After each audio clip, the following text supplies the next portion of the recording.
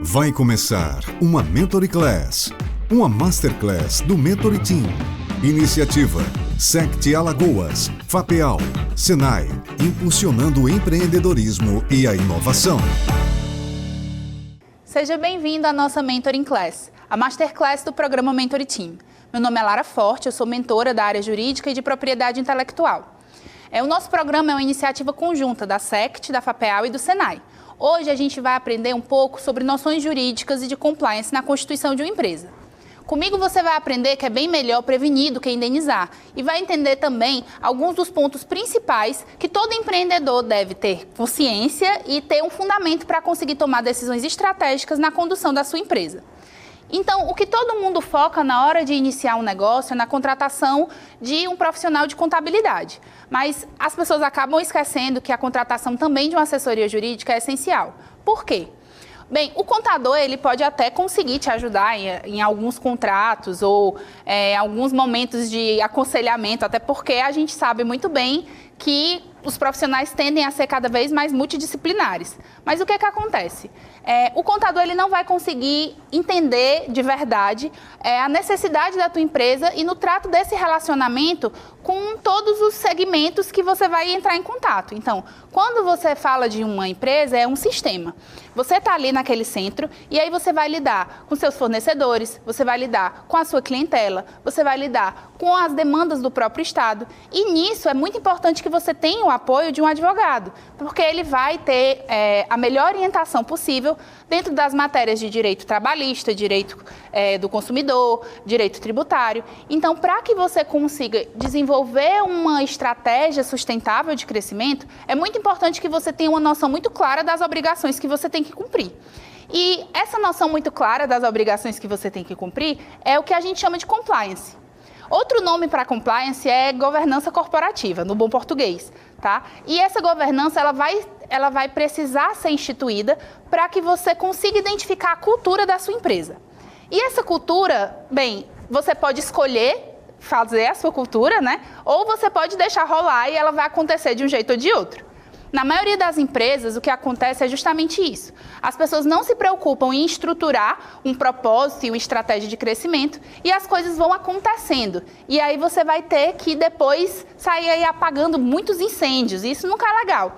Então, mais uma vez, a gente volta para o nosso tema principal. É bem melhor prevenir do que indenizar. O que eu quero dizer com isso? É bem melhor que você se prepare para o seu crescimento e tenha uma previsibilidade de situações do que você depois ter que ficar lidando com problemas, com ações, com eventuais prejuízos e riscos desnecessários. Bem, como é que funciona a governança corporativa? Esse nome faz parecer que é uma coisa de empresa muito grande, de multinacional, mas na verdade toda empresa pode instituir um sistema de governança proporcional ao seu crescimento. Tá? Então, mesmo você que está aí na fase de ideação, estruturando ainda o seu projeto, que se quer ter um CNPJ, você já consegue tomar algumas medidas que te ajudam nesse processo de evitar problemas no futuro. Então, para empresas que ainda estão no começo, nessa fase mais inicial de estruturação, é muito importante definir um propósito, definir uma estratégia, definir aonde você quer chegar. Então, nessa fase inicial, a parte que é mais importante é do relacionamento entre os sócios. É muito importante que você saiba até onde você está disposto a ir e até onde o seu sócio está disposto a ir. Né? Ninguém casa pensando em separar, mas às vezes separa. E é importante saber se nessa separação a empresa vai morrer ou se a empresa vai conseguir continuar como um projeto individual da parte que ficou. Então, o que acontece? Dentro de um sistema de governança corporativa, a gente tem alguns pilares, certo? Que são pilares de estratégia, de propriedade intelectual, de gestão de recursos, de pessoas, tá? E de processos e controles internos. Todos esses pilares, na verdade, eles são complementares e eles acontecem ao mesmo tempo. Quando a empresa é maior, tem uma equipe maior, tem um faturamento maior, ela precisa de uma complexidade maior dentro dessas estruturas, desses pilares. Mas mesmo empresas pequenas já conseguem manter um nível de organização. Então vamos lá, gente.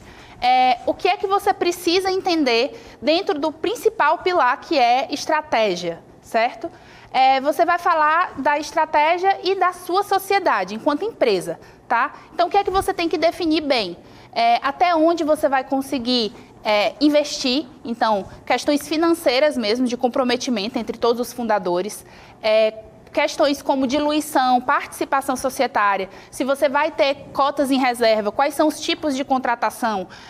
A equipe dos fundadores, ela está aberta a investimentos externos, ela quer ter novos sócios, ela pretende um dia abrir capital na Bolsa de Valores ou ela está ali se estruturando para ser uma empresa familiar, né? Você tem que saber o que é que você quer. Você quer ter um negócio que vai escalar, que vai ser uma empresa baseada num produto tecnológico, que tem essa capacidade de expansão, até mesmo global, ou você já tem uma ideia mais tradicional de empresa em que você vai ali ter um produto físico, que você vai trabalhar outros tipos de processo.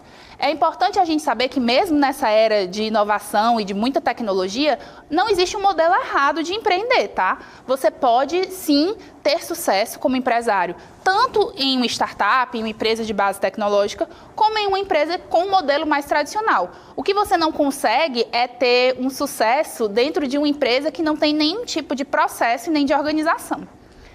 Então, vamos lá. Quais são os principais problemas que a gente tem nas nossas empresas aqui no Brasil, né? Vamos lá, vamos falar aqui a verdade. A principal questão é a questão trabalhista, tá? Sim, eu sei, não é fácil essa questão, mas a gente precisa falar sobre isso.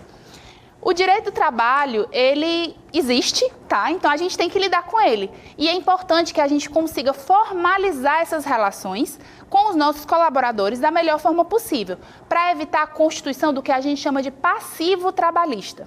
Às vezes, a gente acha que está fazendo um excelente negócio, mas, na verdade, o que a gente está fazendo é acumular uma potencial dívida de um prejuízo futuro. Tá? Parece complicado, mas, na verdade, é muito simples. Se você tem um funcionário que você trata como funcionário e exige como funcionário, paga como funcionário, é importante que você tenha um contrato dizendo que ele é seu funcionário, tá?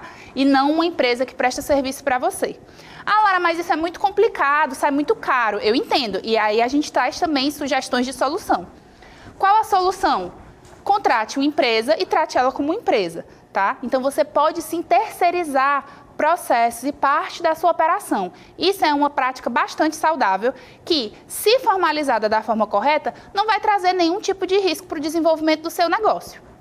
Se a sua empresa já tem um grau de desenvolvimento um pouco maior, também é importante que você se preocupe com a proteção, certo, das propriedades intelectuais da sua empresa. O que é propriedade intelectual? Na verdade, são os bens imateriais do patrimônio da sua empresa. O que é que isso significa? Significa que são todas aquelas coisas que você não consegue, né, tocar, mas que tem sim, agregam algum valor dentro da sua empresa. É a sua marca, é o seu know-how, é a sua tecnologia inovadora, se é que você trabalha, né, nesse segmento. Então, tudo isso constitui sua propriedade intelectual. Esse assunto, na verdade, ele é bem mais amplo e a gente vai tratar ele de forma mais detalhada em uma outra masterclass, tá? Focada só em propriedade intelectual, para que vocês entendam todo esse processo de gestão desses recursos e entendam também quais são as formas de registro e a identificação para que vocês consigam compreender a melhor forma de trazer essa estratégia para o negócio de vocês.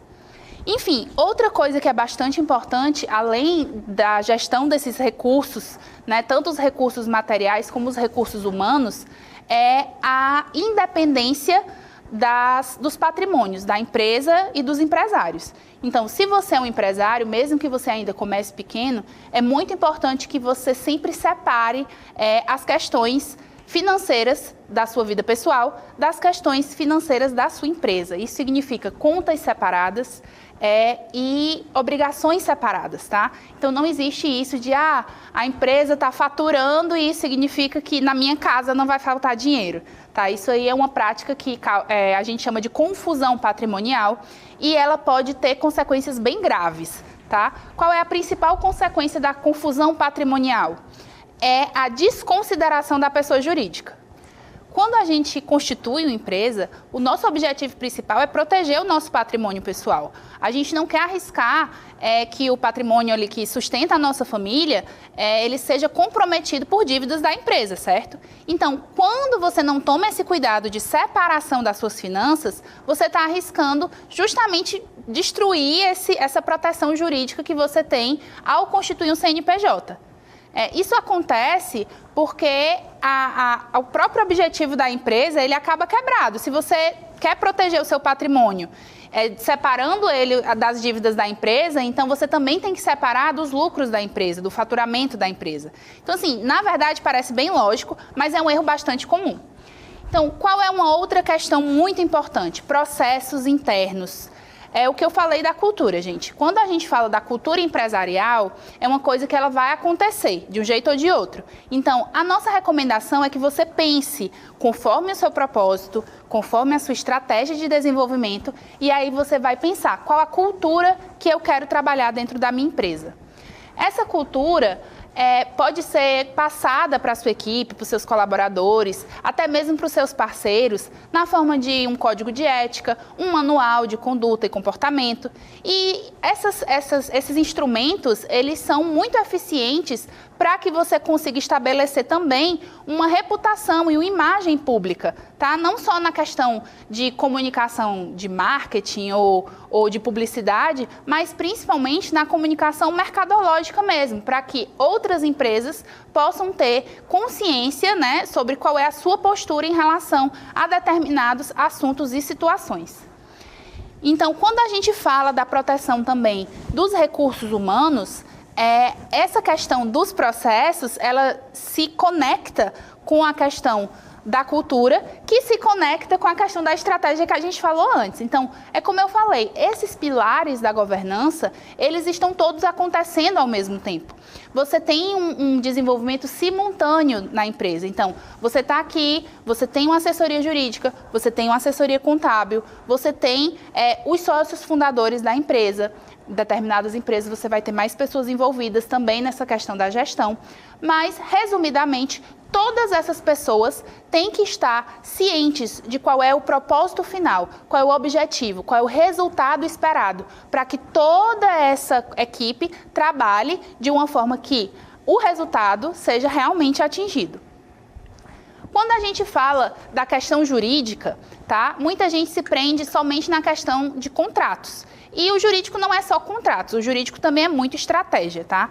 Uma dessas estratégias é, novamente, a questão da propriedade intelectual, que vai ser o tema da nossa próxima aula, tá? Eu sei que eu estou provocando aqui, mas vai ser interessante a gente ter tempo para falar disso com mais detalhe. Então, resumindo, quando eu falo que é melhor prevenir do que indenizar, o que é que eu estou querendo aconselhar vocês?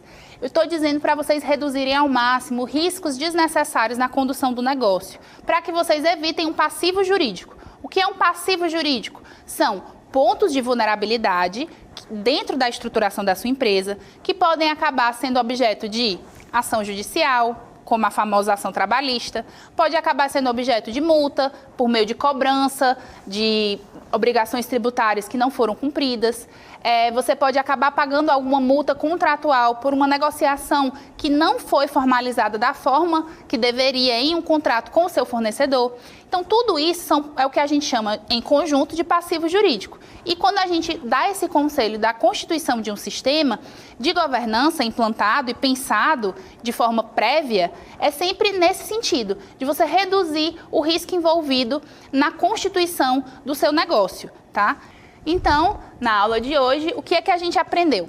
Que é bem melhor prevenir do que indenizar. Ou seja, que a constituição de um sistema de governança corporativa é possível para empresas de todo e qualquer porte. O que é importante? Ter uma estratégia, tá? Então é importante ter uma estratégia de crescimento, uma estratégia de negócio. E dentro dessa estratégia, pontos como regulação, acordo de sócios, formalização dos relacionamentos, tudo isso tem que estar previsto e incluso dentro dessa estratégia de negócio. O que também é importante? Você ter noção das suas pessoas e dos seus recursos humanos e recursos materiais. Saber até onde você consegue se comprometer financeiramente, até onde os seus sócios conseguem se comprometer financeiramente, saber quais são as previsibilidades, para onde vai o lucro dessa empresa, se vai ser reinvestido, se vai ser distribuído. Então, tudo isso é muito importante que seja combinado e formalizado em um momento anterior, porque depois que o dinheiro cai na conta, é muito mais difícil de você conseguir combinar o destino dele de uma forma satisfatória, tá?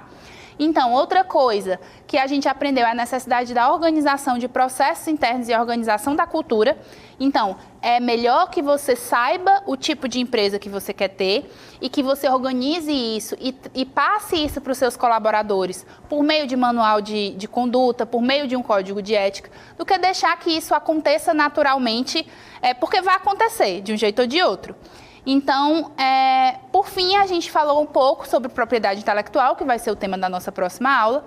E, no geral, eu espero que vocês tenham entendido a importância da assessoria jurídica, da contratação de uma assessoria jurídica especializada no problema que você quer resolver, para que você consiga ter um crescimento saudável do seu negócio, tá? Foi um prazer estar com vocês. Essa foi mais uma Mentoring Class do nosso programa Mentoring Team e eu aguardo vocês no nosso próximo encontro. Obrigado por assistir. Essa foi mais uma Mentoring Class.